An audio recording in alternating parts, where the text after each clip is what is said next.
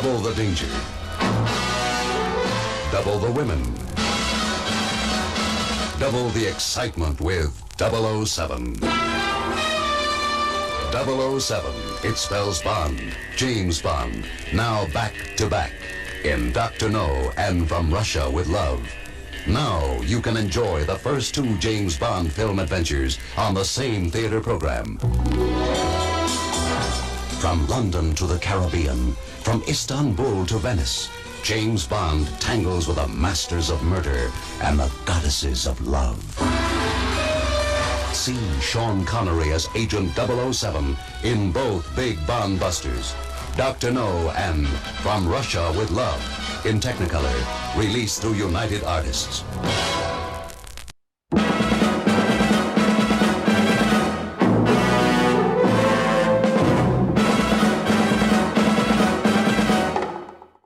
So welcome to Trimming the Movie Fat podcast, where we trim films from franchises that don't belong. I'm Stephen Nicholson, and thank you for joining us as we continue our journey through Sean Connery's original 6 James Bond movies. Today we peek his second, 1963's From Russia with Love. Joining me on board the Orient Express to Trieste are my brother Paul, my friend Paul Mellon, and my son Dan.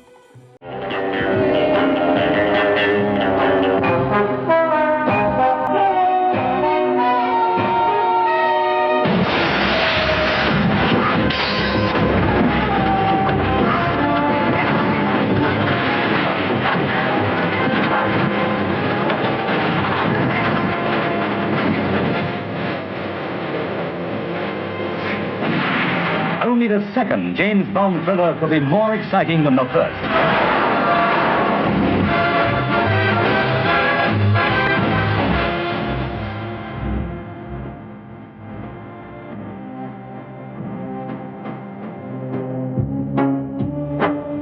Kalilenko.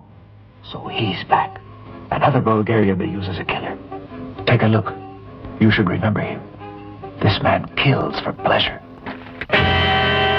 James Bond, that notorious, amazing Dr. No secret agent, is back, and half the world is out to kill him. As he pits his murderous talents against the Iron Curtain and its velvet women. Well, I'll tell you something, Kulturny. You're one of the most beautiful girls I've ever seen. I think my mouth is too big. No, it's the right size. For me, that is.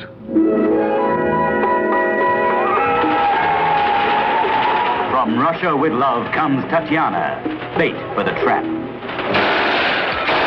From the four corners of the world come the men and women who play a deadly, dangerous game of espionage. Do not be alarmed, my friend. We will make you as comfortable as possible. Ali Kerim Bey, head of Station T, Turkey. Krasnogransky, codename Grant. Chief Executioner of Spectre. My orders are to kill you and deliver the lecter. All I do, it's my business. M of British Secret Service. The woman called Rosa Klebb, playing a double cross. Klebb. Romano, the door. Romano!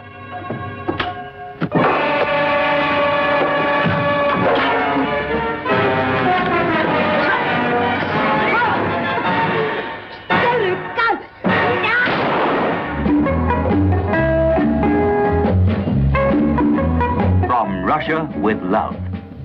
They dance for him. They yearn for him. They die for him.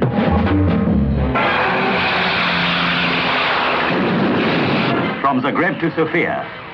From Venice to Istanbul. From Paris to London.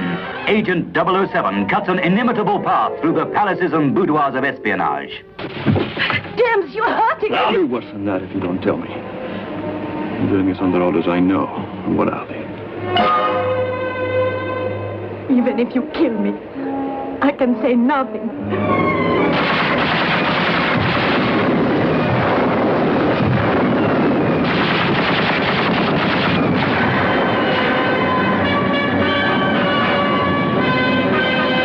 You're trapped, Mr. Bond. You cannot escape.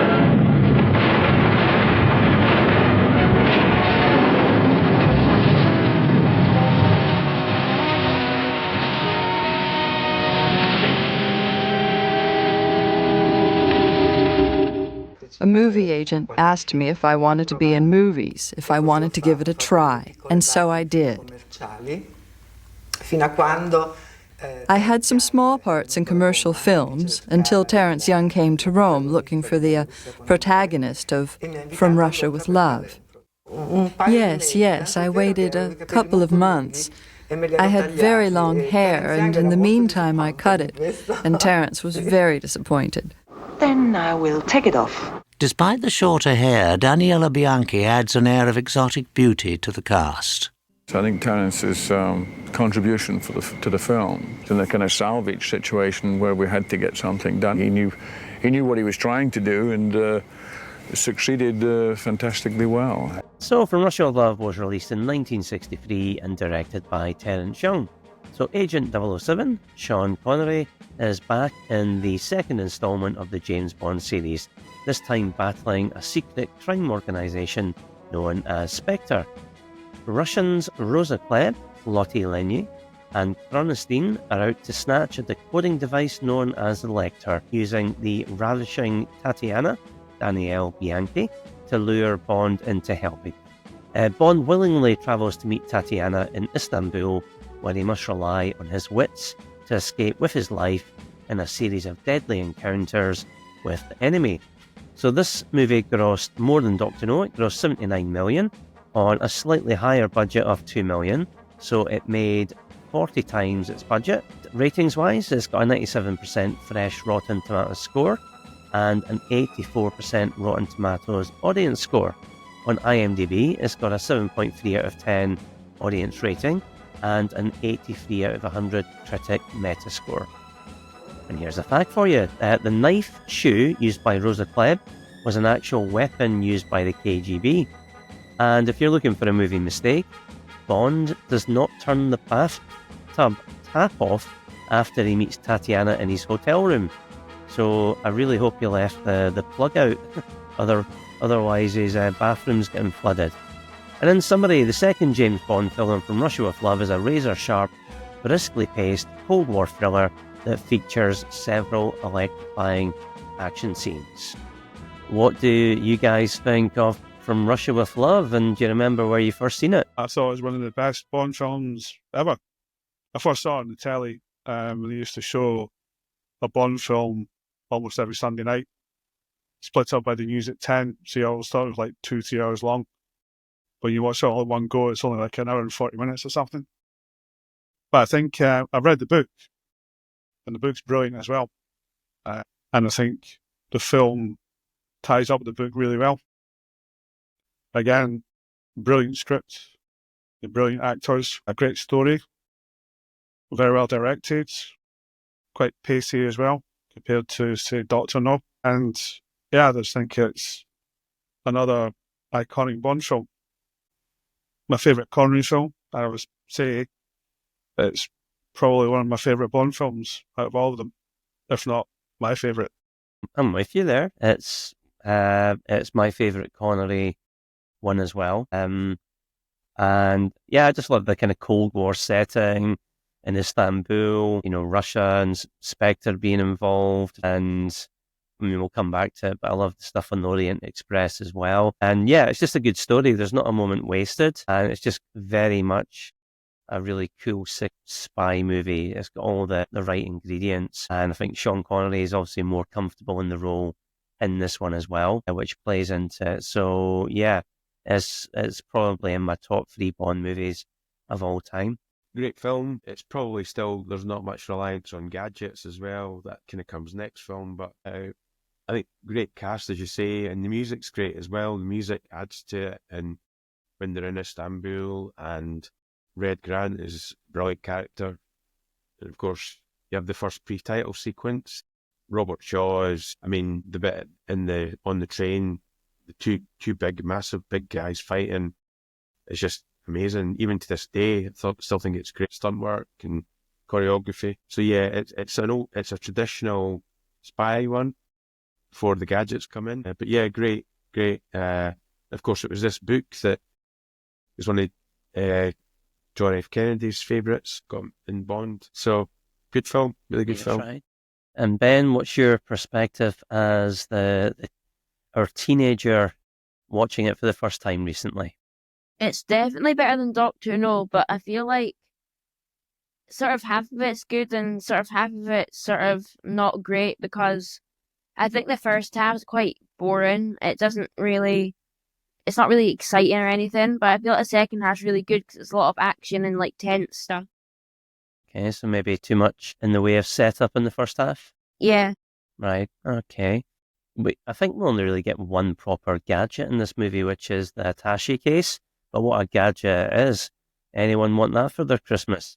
Q Branch has put together a smart-looking piece of luggage for us. We're issuing this to all 00 personnel. An ordinary black leather case with 20 rounds of ammunition here and here. Again, you can't really say it's a gadget as such. It's just a briefcase that's been modified with a couple of places for like a knife and the gold sovereigns and all that stuff. So it's not really a gadget as such. I would say the only gadget is the camera, but it's actually a tape recorder. That's the only sort of real gadget there was in that film. Again, just goes to show you don't need to have all these fancy gadgets, things like that, to make a film good. Just do it properly and you get a classic film. Was it 2008 or something? I got the attaché Blu-ray box set. So it's like you opened it up and all the films were in it. Remember that? When you think about it as well, like the scene where it goes, your mouth's just the right size for me, that was used in a lot of auditions and subsequent Bond films when they were auditioning a new Bond or a new Bond girl. They used that scene right up until the 80s. So you're Tatiana Romanova? My friends call me Tanya. My friends call me Bond. James Bond. So you are Tatiana Romanova. My friends call me Tanya. Fine, call me James Bond. I mean, coming back to the attaché case, it's good because it's practical. You can actually see a real spy given something like that. You know, obviously placed the weapon, the money, protection from the tear gas that explodes. So it's something that's really practical. But let's talk about, I mean, you've mentioned some of the bad guys in this, and maybe the two main ones. Well, first of all, you've got Blofeld, who remains mysterious, which is brilliant. He's on the boat and you never get to see his face. That's cool. But yeah, you've got Red Grant and Rosa Klebb as villains. But do they stand out compared to other Bond antagonists over the year? Definitely. Yeah, I think Red Grant's probably the best villain because he's believable. Mm-hmm. You know, he's a complete psychopath, as he was in the book, but he's credible as a villain because he's got a bit of charm, a bit of sophistication, sort of, and you would never guess he's a killer. He just looks normal. Whereas you got other baddies like Jaws and just a bit too stand out, sort of extreme, as it were. Yeah. Whereas Red Grant, he just blends in with the crowd. That's what makes him All these scarier. spies should. Yeah. Red wine with fish. Well, that should have told me something. You may know the right wines. The other one on your knees. How does it feel, old man?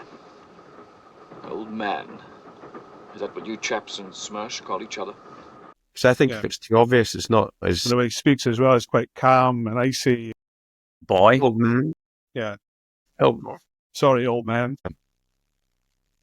But that scene at the fight in the carriage, I think, is also one of the best in the Bond franchise. It looked genuine. I don't think they used any stuntmen at all. I think it was just the actors. There's really well choreographed in the lead up to it. The conversation has got one of the best lines ever from Bonds. Tell me which lunatic asylum did I get you out of? Anytime I see it, I always stop it and rewind it because I love it so much. Tell me, which lunatic asylum did they get you out of? Don't make it tougher on yourself. My orders are to kill you and deliver the lector. How I do it's my business. Just the way it's delivered. And that whole scene, just it's brilliant. It's not contrived. There's no fancy kung fu moves or that nonsense. It's not like a dance. It's like a proper punch-up. And it looks like it. It looks really raw and genuine. I think that's not just because of Connery, but also because of Robert Shaw. He looks like he could beat somebody up, and that's why it works so well.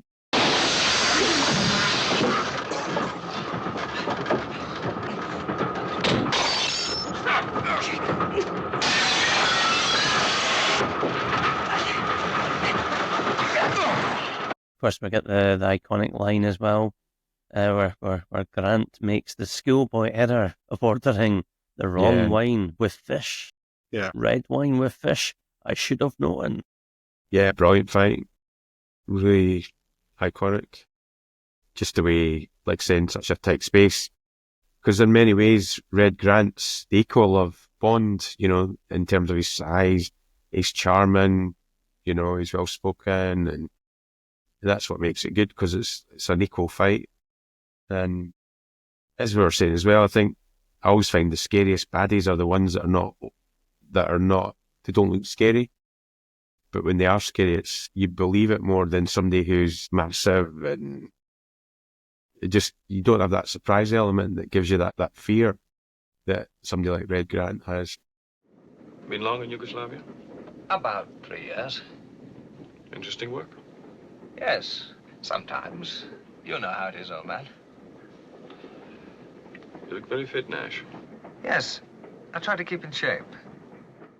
I remember the man, he was very, like, a threatening villain because he sort of didn't really speak very much, but his presence was quite scary, and his fight with James Bond was very, like, realistic and good. Do you know the thing I like about it? They obviously have a good dialogue after they initially knock Bond out in the real cabin. Then they have dialogue, then they have their fight. But the bit I like when Bond's unconscious, Red Grant's just so professional. The way he holds the gun up to Bond's temple in case he wakes up, the way he keeps his eyes on him and everything is just so professional, as somebody like that would be, which I always get a kick out of. Well, she's had her kicks. That's another line in the movie, isn't it, Rosa Klebb? How convincing do you find the relationship between Bond and Tatiana, and how does Tatiana compare to Honey Rider from the previous movie? She has more character, I think, because, you know, she's got like more of a story in it, but because in the first movie, she didn't have a personality really. She was just sort of there, like you'd remove her and nothing would really change. But in the second one, this new character actually has a story. Definitely got more of a story because she's part of the plan, so she's more involved. Whereas Honey Rider just appears from the ocean, so she doesn't have much chance to play a big part in the story. Whereas Tatiana was one of the main characters throughout the film, so she's got a bigger role. I think Bond girls at that time weren't really noted for their acting ability. It was more for their sort of looks. Of course, that changed over the course of the franchise. But I thought, compared to Ursula Andress, I thought she was actually very good because she had a bigger role to play in the film. Got more of a chance to act rather than just be eye candy for Bond. You go alone. I will stay here. My dear Mrs. Somerset, we're supposed to be a respectable English couple. They would certainly have tea in the restaurant. Now listen. Just do as I say, will you? Yes, James. But there are some English customs that are going to be changed. But of course, darling. She's good, but I have to say I prefer Ursula Andress. She does have, in this, she does have more of a role, but I almost think Ursula Andress is a bit more feisty, whereas she's a bit like James, Mr. and Mrs. Somerset, you know. James, do we do this? I don't know, she's just a bit too... She doesn't come across as like a strong person compared to Ursula Andress, Honey Rider. I was reading the other day that the director, Terence Young, didn't like her legs. So, you know, the scene where they're spying with the periscope into the office in Istanbul, apparently what I read was true or not. That's not her legs. She's wandering around. Don't know if that's true or not, but who knows. And I want to jump back actually to the beginning of the movie because we get our first proper Bond pre-title sequence. And I have to say, it's still one of my favourites. I think it's great. Whereas if you were going into this not knowing, essentially you've got Bond being chased down round the kind of hedges. I don't know if it's a maze or not. In front of Spectre's headquarters or building, whatever it is. But it turns out, obviously, it's a guy dressed up as Bond who gets assassinated by Red Grant, and it's almost wordless. I love it. You guys the same? Yeah, I thought it was really good. Got a bit of a shock at the end when they took these guys' mask off. Just got to show the makeup was pretty good as well. Yeah, I think it was one of the better opening sequences, pre-title sequences. It just set the tone for the film, there was no nonsense.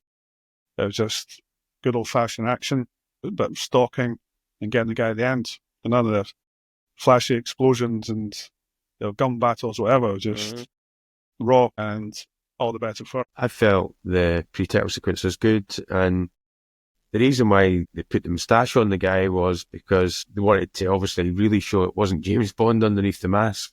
So obviously they put the moustache on, had a guy with a moustache, so it was obvious. I wonder if Mission Impossible stole that idea. It's a good opening start, and then it's quite iconic because once they've done that training exercise, they put all the floodlights on, and then they just sort of walk, and then the music comes in. It's really quite clever how they do it. Let's talk about the music. So John Barry does the score for this, and I think he does a brilliant job. Really, really good score, mixing in the main theme, the James Bond theme as well. And I think kind of taking the styles, a bit of Russian and Turkish and mixing it all together. So I think you get a really, really good soundtrack, which is a million times better than Dr. No. Yeah, I liked the main theme from Russia with Love, Matt Monroe. Excuse me, it's a good song. I don't think it's brilliant, but I think it's a good song to start, to start that trend. Of course, what I love is the 007 theme, the first time that they used that, which they use in maybe another 4 films. So it starts that, so that's a great theme as well. And that's probably better than the title theme from Rush with Love, I think. You can tell it's around the time of like Zulu because John Barry did the music for that, the drums, and you can sort of hear that Zulu as well. So no, it's good. It's a better soundtrack, much better than Dr. No's. Very much like an old matinee type style film soundtrack, whereas this is much better, although it's building up to even better. Yeah, good soundtrack. I mean, I think the main theme, Matt Monroe's, it probably isn't as bombastic as later Bond themes. A bit more romantic, isn't it? Especially as it plays at the end when Bond and Tatiana are in Venice. So yeah, it does work well there. And if this movie were made today, what elements would need to change to suit a modern audience? So Ben, you're the youngest here. What do you think would be changed to make it suitable for today's audience? Maybe, I'm not sure, maybe add more action in the first half, because it's not much action in the first bit of the movie. So I think to make it more exciting, probably, add more action scenes. Oh, James, will you make love to me all the time in England? Day and night. Go on about the mechanism. Oh, yes, the mechanism. Dushka, tell me the truth. Am I as exciting as all those Western girls? Oh, once when I was with Em in Tokyo, we had an interesting experience. Thank you, Miss Moneypenny. That's all. If you read the book, it's actually quite slow as well. Not a lot happens for quite a bit of the book, which I think is reflected in the film. I think that makes it better because it's a genuine spy movie. Well, I know nowadays you tend to have a bit more action in spy films, but if you look at what spies actually do, they just sit around waiting, watching. It's not a lot of action going on. So I think it's quite a genuine film in that respect. I don't think it's changed too much. I think Tatiana's got a bigger role than Ursula Andress had. So I think that's an improvement there. I don't think there was too many stereotypes.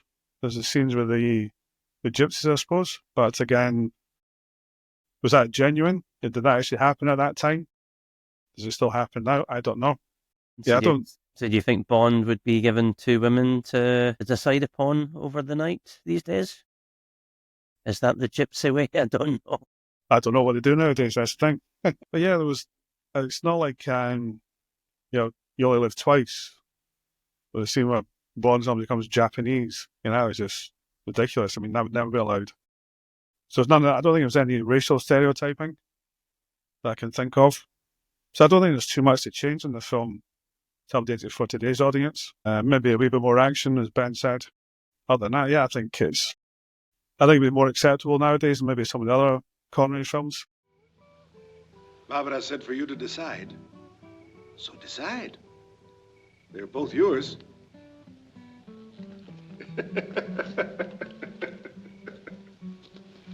might take some time.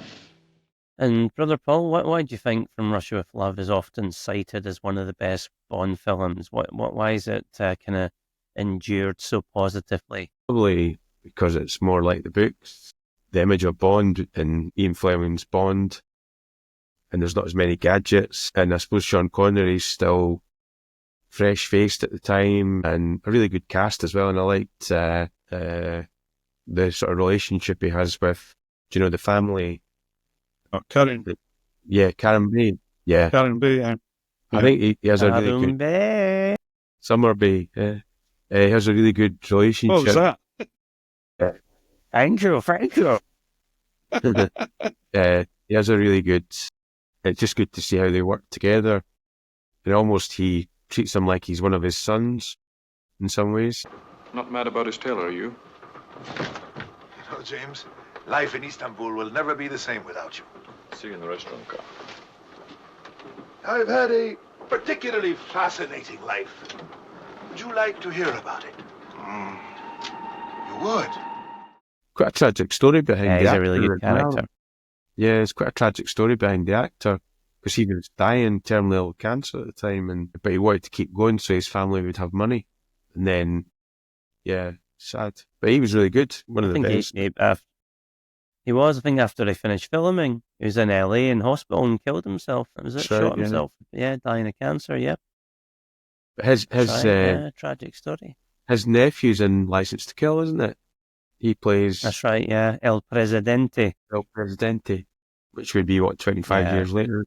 I think it's enduring because there's not much in the way that can date it, really, because it's Istanbul, and Istanbul, is one of those cities that remains, much like here in Edinburgh by and large, it's still the same buildings, the same structure and such like, and yeah, maybe some of the things that people use are old now, and some of the fashions, but other than that, it's just got that cool, sick vibe to it, doesn't it? So I think that helps it a lot, and it's just a really good, strong story as well, played very realistically. Like Trimming the Movie Fat, why not check out our other podcast, Trimming the Musical Fat? So let's rate the movie out of 5 and decide whether it should remain in the franchise. So for me, this is a 5 out of 5, and of course it deserves to remain. Brother Paul? 4. Gonna go for 4. Keeping it in the franchise? Yeah, absolutely. Paul? We have to agree with you, Steve. 5, and yeah, keep it in the franchise. Absolutely. And Ben, what about you? I would say 3 and keep it in the franchise. Okay. Well, Paul and Ben, thanks for joining me, and thanks to you for listening. Please come back next week when we take a look at the first true Bond blockbuster, and that is Goldfinger. So join us for that. Until then, keep trimming. Trimming the Movie Fat is a Stephen and Paul Nicholson production. We'd love to hear from you. Contact us by voicemail via the Spotify link in the episode description. You can email us at trimmingthemusicfat@gmail.com. Keep up to date with the show and access exclusive content by joining our Facebook group, subscribing to our YouTube channel, and following us on TikTok. You can also check out our website at trimmingthemusicalfat.com. Thanks for listening. Darling Moneypenny, you know I never even look at another woman.